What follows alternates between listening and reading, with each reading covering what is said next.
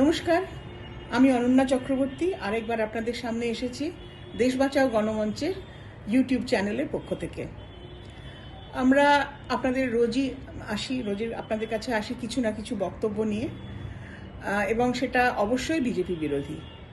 আমরা চাই না যে বিজেপি আমাদের রাজ্যে ক্ষমতায় আসুক, কিন্তু বিজেপি তো বলছে আসবে। তারা বলছে তারা নাকি সিংহভাগ সিট নিয়ে আসবে। চারটে নির্বাচনী তালিকা প্রকাশ হয়ে গেল, প্রার্থী তালিকা, কিন্তু তারা এখনো সব সিটে লোক দিতে পারল না। কি কাণ্ড বলুন তো দেখি। তাদের কাউকেই পছন্দ হচ্ছে না।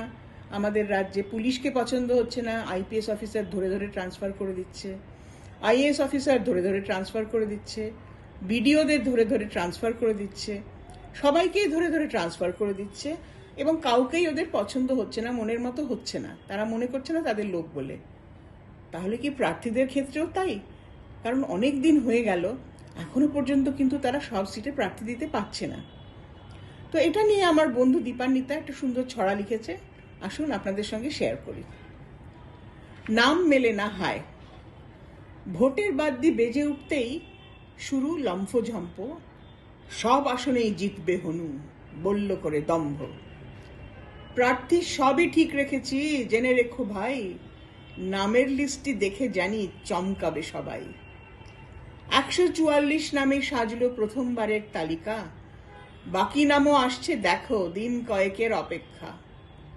একে একে 4টে নোটিশ দফতরেতে ঝোলে, হায় রে তবু সব আসনে প্রার্থী নাহি মেলে। নিজের ঘরে লোক মেলেনি, আশপাশেতে খোঁজা, চেয়ে চিনতে ধরে এনে নামের ফাঁকটি বোঝা। ও হনুর দল, এমনি করে ভোটে জিতবি তোরা, দলেই তোদের লোক নেই যে, বুঝলি হতচ্ছাড়া। কাজ করিস না, পাশে থাকিস না, দাঙ্গাবাজের দল, বাংলা তাদের শূন্য দেবে, হাতে গরম ফল। আমরা আরেকবার বলছি, আমরা চাই না যে বিজেপি ক্ষমতায় আসুক। আমরা বিজেপিকে শূন্য দেখতে চাই।